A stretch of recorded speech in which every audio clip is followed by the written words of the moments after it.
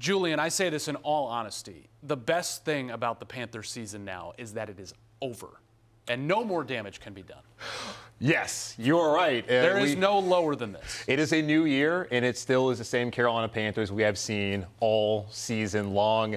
And honestly, Nick, if you're going to be bad, why not just go ahead and be historically bad? And that's what the Carolina Panthers, the 2023 version of the Carolina Panthers, ended up being the first team in the history of the National Football League to go 2-15. They've only had a 17-game schedule for about 3 seasons now, but the Carolina Panthers decided, let's be the first to only win 2 games. The Carolina Panthers also went without score or leading at any point in the fourth quarter of the season and still somehow won 2 games. The Carolina Panthers had 17 games they played, had opening drives 17 times, and big old goose egg on scoring touchdowns on those opening drives. It has been a rough season. It hopefully will be a better offseason, but based off what we saw last Sunday and the conduct of the owner, it's going to be a tough sell for any prospective general manager if Scott Fitterer is not retained. And, of course, head coach want to come here to fix this. All right, so Bryce Young, I think the biggest trait he probably built this year was toughness, and he proved a lot of doubters wrong about his size and durability. He played 16 games. He was sacked 62 times, tied a franchise record. What do you take from his rookie year, and what can he take from it? The only success for Bryce Young this rookie season, I guess I'll give 2. 3. Going to change it up. He had the 2 game-winning drives. We did not see that from Teddy Bridgewater, who I don't think was ever hailed to be a long-term answer in Carolina. We never saw it from Sam Darnold. We never saw it from Baker Mayfield. And to a lesser extent, we never saw it from P.J. Walker. That is a step in the right direction, that when you needed Bryce Young to take you down the field, he took the opportunity, and he helped them win 2 games by doing that. In a torrential downpour against Atlanta, doing against Houston off of the bye. Those are positives. The Green Bay Packers game, for him to sit back there and dissect, which I understand is not a very good defense, but to take a playoff team, though, to take advantage of the Packers in that manner, that gives you a glimpse of, okay, he can be the real deal when his receivers get open and make plays, when he has time to throw the football. Okay, this is the guy the Carolina Panthers trade up to number 1. And then the third thing is, you mentioned 62 sacks. We had the conversation time and time again throughout the draft process, and once he came to Carolina, he's too small. Can he hold up? Can he take a hit? Even though at Alabama, the only time he missed the game was when he fell awkwardly on his own right on his shoulder. It wasn't because of an injury like Tua Tagovailoa having like a hip or an ankle. No situation like that at all. Bryce Young gets sacked 62 times, gets up 62 times, and as far as we know, does not need any sort of major surgery or anything heading into the offseason. That is a positive. That dispels one of the things that people were holding against him heading into the draft and post-draft when it comes to Carolina. So those are the 3 positives that I think you can take away from this rookie season. Everything else, woof. Julian, I don't think there's any doubt there's going to be wholesale changes on Mint Street. Let's start at the top, or as close to the top as we can in terms of somebody getting the boot. GM Scott Fitterer, I mean, at this point, it just doesn't seem like he's coming back, right? Is there a shred of a chance there?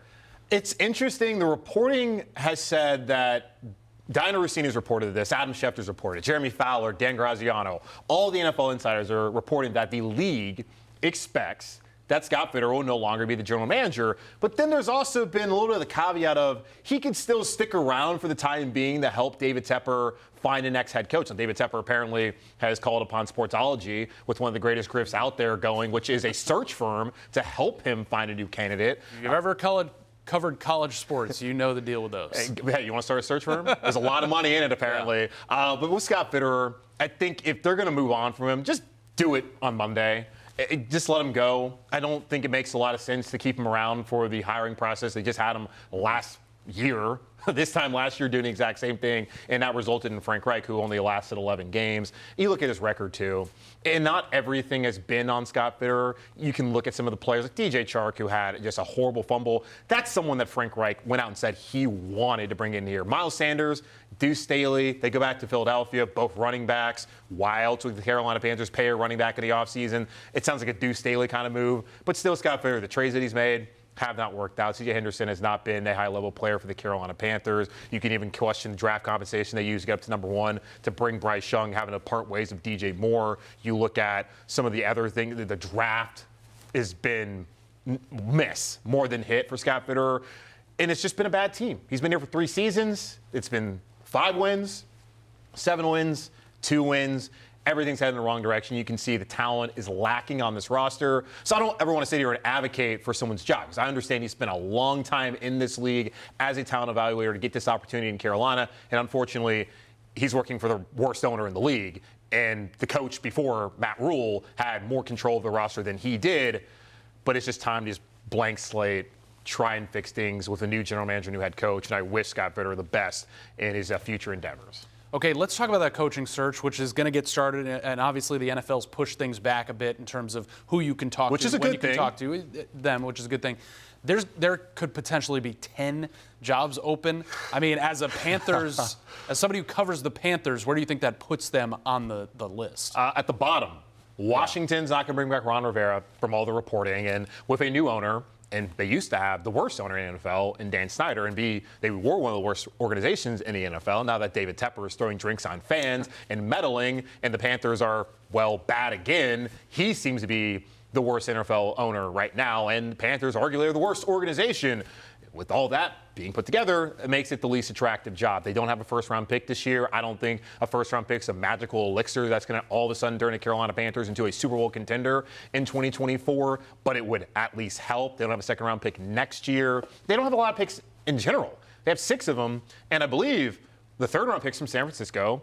They have a 6th-round pick from Arizona. Thank you, Robbie Anderson, Josie Anderson, whatever his name is nowadays. Yeah. And they have a pick with the Dennis Daly trade from the Titans. So they don't have a lot. They don't even really have many of their own picks. And the picks that they do have are from other teams that are day 3 picks. That's not a foundation that you can really build upon as a new GM. So that's not very attractive. If they do go in that direction, I would think with New England, if Bill Belichick's no longer there, Robert Kraft has won 6 Super Bowls as an owner, or was it 7? I lost track. He's 7. got 6. It's 7, but he has 7. Yeah, either way, that's a good ownership group. That's an attractive job. Boston's a great sports town. We all know that. Washington, now number 2 pick. New general manager likely, new head coach. That's attractive. Mark Davis in Las Vegas, not really a good owner, but it seems like a better situation here. The Chargers, you have Justin Herbert, and we'll see what other jobs open up. This is just, even Atlanta's more attractive than here. They finally cleared up the cap situation. I just don't look at this as an attractive job, mainly because, well, the owner is going to be heavily involved, and you don't have a lot of compensation, and this is not a talented roster as it is currently constructed. All right, let's play a little word association game. I'm just going to ask you about specific guys on the team. You tell me if they're going to be back next year or not. So let's start with Adam Thielen, some interesting comments after the game. Trade.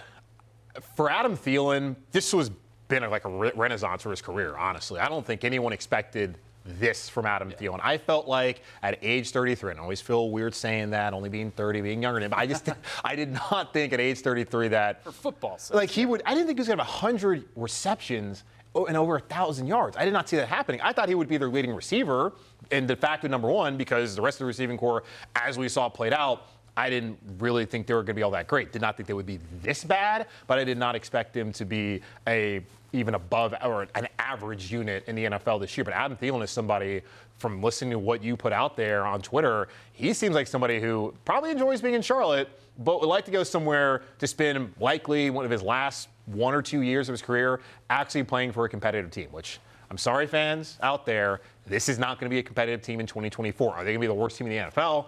I don't know, but I don't think they're going to be a playoff contender in 2024, maybe in 2025. So for Adam Thielen, for the Carolina Panthers, maybe you get a 6th-round pick, 7th, just get any compensation, get a young, cheaper player than having Adam Thielen come back, someone who clearly doesn't sound like he really wants to be here. All right, and what became one of the highest paid backups in the league, Miles Sanders, is he back next year? And if he's not, like, how do you work that? He signed a pretty long-term deal. Yeah, it's a 4-year deal, but really it's 2 years, and the Panthers can get out of it, considering the fact that Deuce Staley, who I mentioned earlier, was a driving force in him coming here as a former running backs coach, having worked with him in Philadelphia and being a former running back in his own right.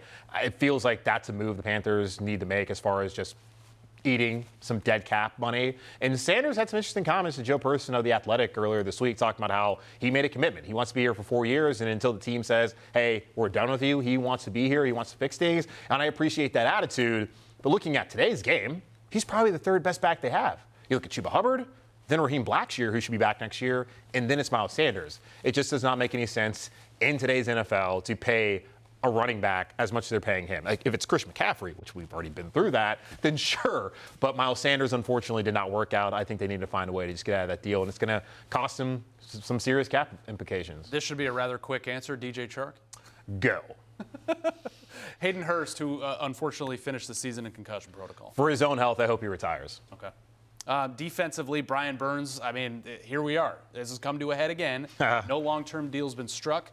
It seems like franchising him would be the right move if he's still asking for 30-plus, right? Yeah. It's interesting. I read some commentary, and people believe he doesn't have much leverage at all. How many sacks did Justin Houston have?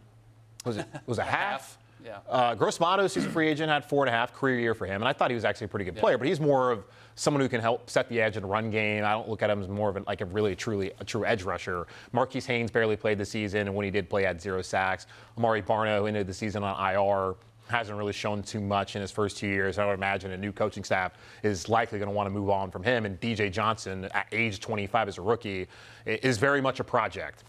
Who are the Carolina Panthers going to have that rush the passer? They were the worst. And they can't draft one in the first round. And they can't draft one in the first round. They can draft one at 33rd overall, which basically is a first-round pick, but technically it's not. I don't know who they're going to have the rush passer outside of Brian Burns who doesn't come back, and they're already the worst in the league. He had 8 sacks this year, which is a half a sack above his former low, which is his rookie year back in 2019. He's a good player. The Carolina Panthers need more good players, not less good players. So many times I heard this fall, can't believe the Panthers traded DJ Moore. Well, they did. Can't believe they traded Christian McCaffrey, even though fans were saying, oh my God, Christian McCaffrey's always hurt, get rid of him.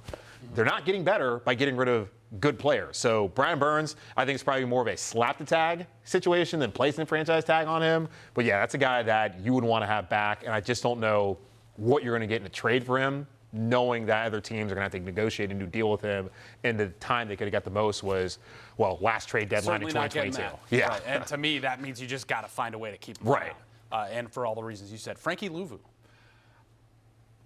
I wouldn't want to keep him, but if I'm Frankie, I'm looking at my options. I think he's no longer this secret in Carolina or across the NFL. And I got a hat tip to Phil Snow, the former defensive coordinator here in Carolina. He's the one who identified Frankie Louvu as someone he felt like could come in here, help him special teams, and also be a reserve on defense. And he's somebody who came in and he has been outstanding for the Panthers. Obviously, he's one of the fan favorites. He's somebody I think can be a cornerstone of this defense. It'll be interesting to see what happens with Shaq Thompson, which I think that kind of plays into Frankie Louvu's potential future here in Carolina. And they've tried to draft linebackers like Brandon Smith. That didn't really work out. Kamu Grier did a fine job. Deion Jones, they were okay. As far as backups, Frankie Louvu, he can be a difference maker, and he feels like an old-school Carolina Panthers linebacker. He feels like a Dan Morgan. He feels like a Luke Kuechly, like a Thomas Davis. I'm not saying he's at that level. No. He feels like a John Beeson. He feels like a Carolina Panther linebacker.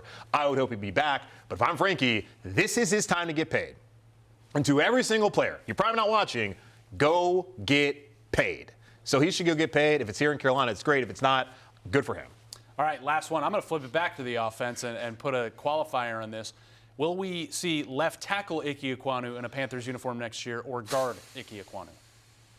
Well, that's a tough situation. It truly is. The Carolina Panthers saw Jordan Gross retire at the end of the 2014 season, correct? Yeah. And now we are looking at possibly a decade of them still trying to find a left tackle. The Carolina Panthers have gone through Byron Bell, Nate Chandler, Mike Remmers, who cost them a Super Bowl single-handedly. They've gone through the blind side, Michael Orr. Matt Khalil, the rental tackle, Russell Okung. They've tried Dennis Daly. They have tried Cam Irving, Greg Little. They have tried over and over from the draft to free agency. And they finally, first time since 2008 when they drafted Jeff Otah to Utah in the first round, went out and got a tackle in the first round in 2022. And I thought he was pretty good for them last year, aside from the first couple weeks when he was playing against Myles Garrett and a solid Giants defense. This year has been a train wreck. And Thomas Brown, the offensive coordinator here in Carolina, admitted this week that I should have done more to help him as far as maybe chipping, getting some protection on that side. Don't know why he didn't do that, why it took him until the final week of the season to recognize that his left tackle is struggling. I would like to see that work out because I just don't think it's as simple as, okay, go out there, as we've seen for a decade. I think it's not as simple as you go out and get somebody free agency or you draft a tackle, especially when you don't have compensation. They got to find a way to make that work.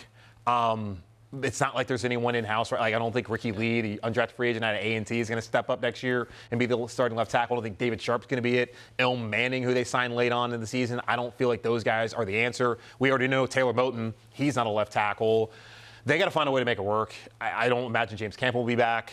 You're going to have to move some things around the offensive line. Like Austin Corbett having a second straight knee injury, same knee, and new general manager likely, new coaching staff. That would make sense as far as moving him if you want to put Icky at guard. But again, who do you move at left tackle? It feels like an untenable situation. Him at left tackle, but a few more dominoes need to fall before I'm completely sold on move him there, because the solution is not as simple as, okay, move Icky to guard, because then who plays left tackle? All right, one more for real. Julian Council, will he be back covering the Panthers next year here on WCNC and for Locked On Panthers? I know it was a rough ride. Well, it depends. There's some thought that they might be playing in Germany next year, right? And yes, sir. I would like to possibly go to Germany. So if I keep covering the Panthers, then I have an excuse to go to Germany. Yeah, there we go. Hey, buddy, thanks for everything this season, sticking it out with us. Appreciate it, Julian. Of course.